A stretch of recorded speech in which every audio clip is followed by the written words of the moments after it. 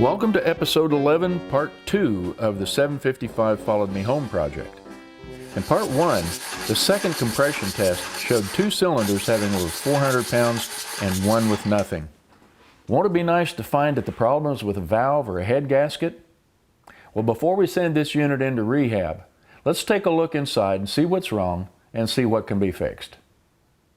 The head can be pulled without taking out the radiator, but no harder than it is. Having it out of the way provides access to fan and pump bolts and will eventually let me change the front seal and install the water pump and fan properly. So what do I do with all these bolts? I've got a bunch of kitchen aid type plastic containers. I write on top of them where these come from. Put the lid on. Keeps them neat. The lower part of the radiator frame is held in with 13mm cap screws. Of course, there's 2 of them, but one's missing. Passenger side has 2. Kind of unusual that those would come loose that easily without a bunch of rust on the back of them.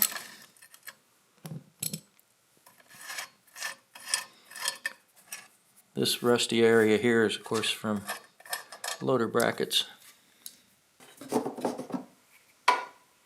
Being careful not to throw some dirt in there.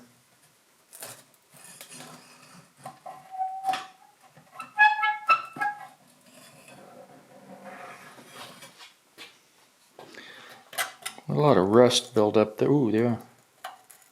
That's quite nice. This is an interesting collection of hose clamps here. So to get the fuel tank out, we'll pull the lines. I've got the video on record. Looks like 2 blue wires.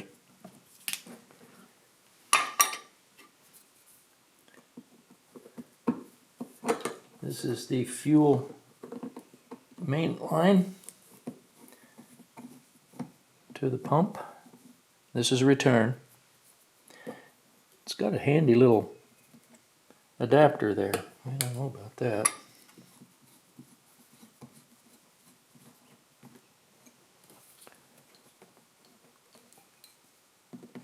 Get that out of the way.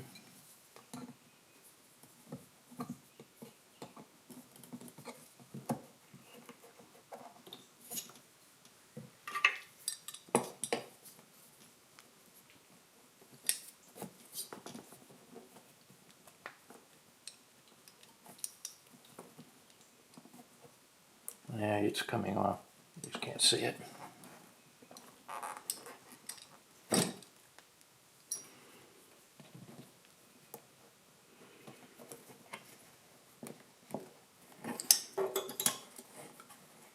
Careful not to bend any fins on the oil cooler.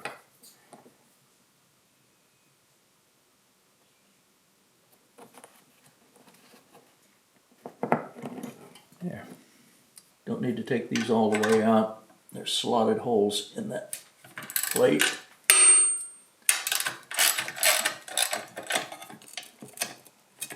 It usually comes out pretty easy.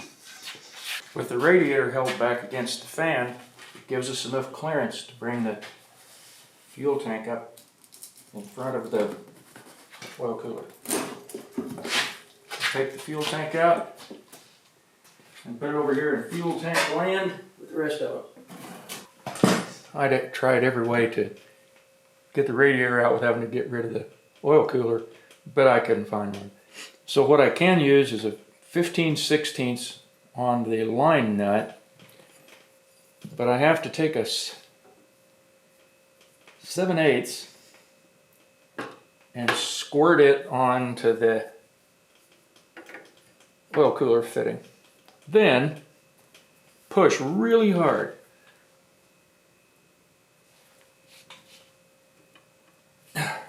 Harder than that. Use the DICE approved hand clamps. That did it. Now there'll be a flat rubber seal in there. We're going to replace it anyway. So if it falls out and onto the floor, just fine. Again, the Dice approved hand clamps. Pop. Well, that wasn't as bad as it could have been. While the oil cooler is making more of a mess on the floor, we'll take out this panel at the top, which will give us access to the upper oil cooler bolts. This bolt over here, and the keeper is gone. So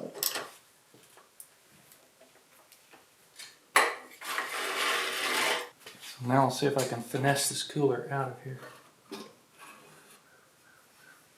Easy.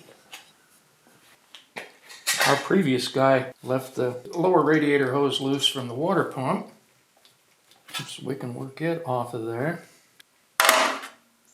Then take our 10mm, take the shroud loose,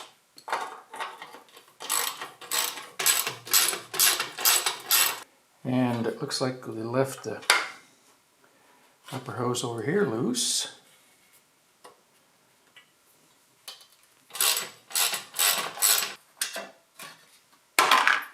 That radiator should just come right off.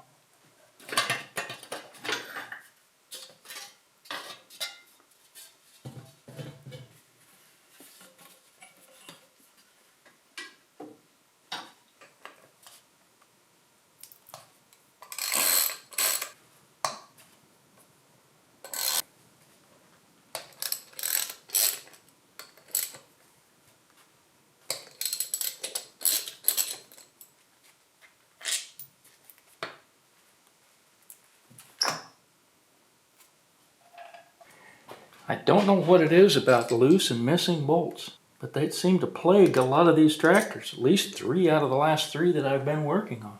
Let's see if that 12 wants to be tightened up, if it's loose, or well, it'll screw in.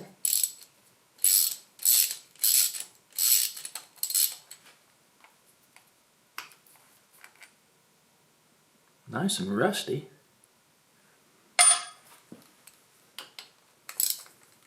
Loose. Not even tight at all, just loose. So, there's a gasket on the back which looks like it's in place. It's kind of looking like somebody has had, so at least to this point, started to move to get the head off. It's similar to what we've done. A lot of rust, corrosion in there. There's an O-ring that goes into the block right here, and then this gasket on the back of the pump to the head.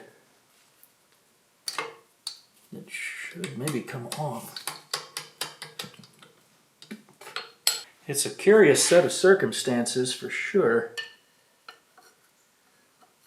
That some things are loose, some things have been taken apart. That O-ring comes out pretty hard.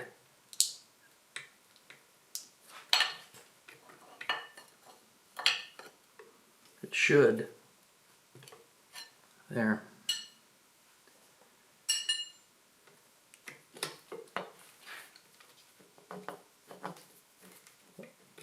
Maybe this is explaining why the alternator was loose, the fan belt was off. This alternator adjusting bolt was still in loose. I didn't see it.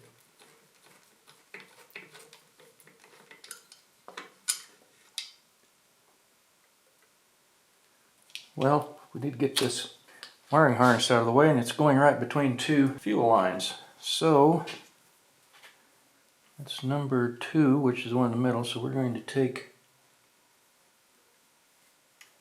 number 3 loose.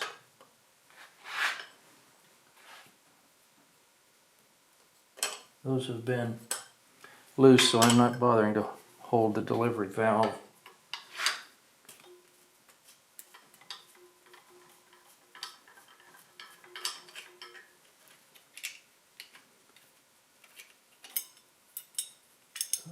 line's clear. I think we can get wiring out of the way.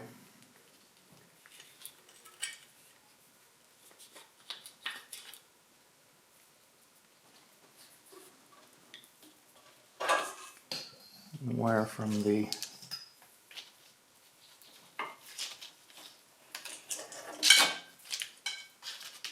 fuel tank.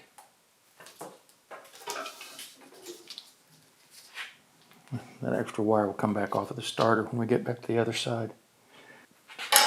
So that should get our injection lines clear. This little cutter key holding this start-stop solenoid. Just bending those pins down. You could have a little spring horseshoe clip. It's not really as bad as it looks. I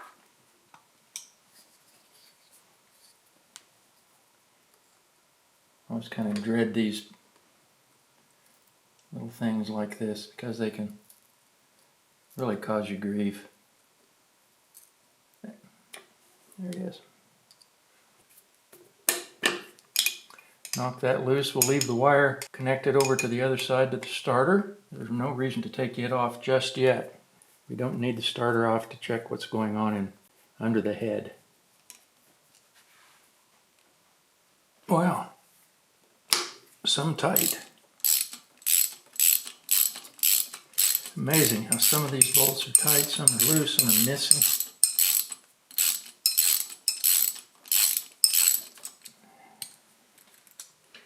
And you often don't see that until you get into a situation like this where you're focusing on the details.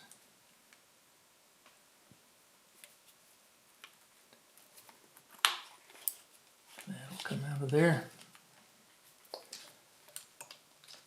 Bolts go back into this part.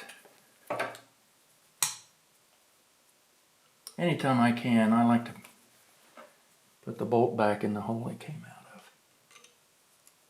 A lot easier than keeping track of them otherwise. While I'm at it, just as well take the fuel filter off too.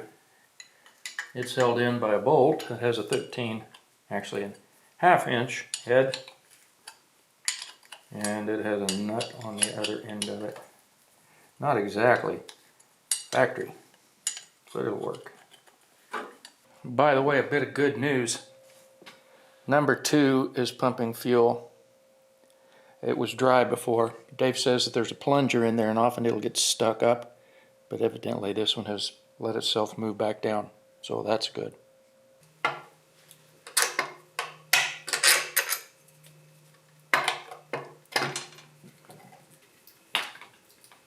Take the alternator, set it back on the step. Well, let's see if we can break these guys loose without heat. Oh, loose. How about that?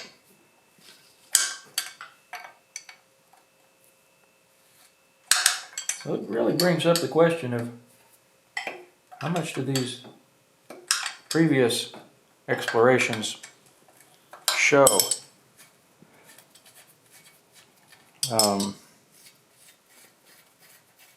We've had quite a bit of weird stuff going on here. They probably got this far and said that's enough.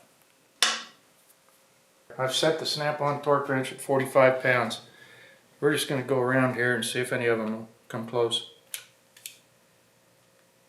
Nope.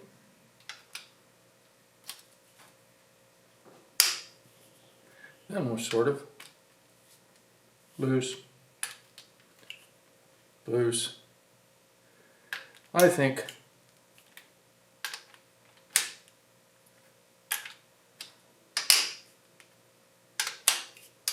no reason to look at this. Loose head bolts. You don't know if it's been loose and taken apart or not. Oh, there's one that's almost up.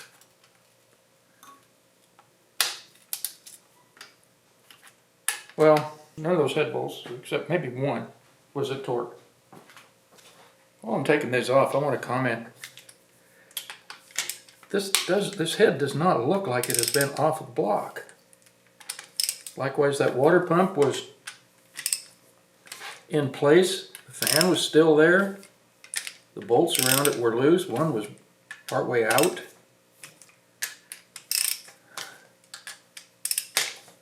So it's just curious why so many things have been loose, but it just wasn't fixed. Did they just say, all right, stop right there? I don't know. We're getting close.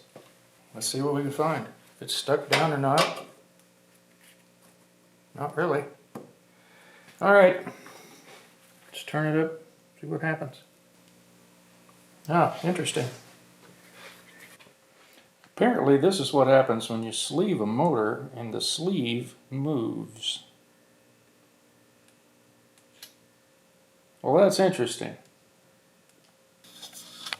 There, you get a pretty good look at it. The head looks okay, but we won't know about the valve seat and recession until later. I'm also noticing that there may have been two sleeves installed here. Then, in this image, the block has been milled, and how much we don't know. When you find something like this, it's tempting just to give up and throw the whole thing away. What would you do? But before you answer, remember the goal. That is to get this 755 or your 755 serviceable. Not at any cost, but at a reasonable one.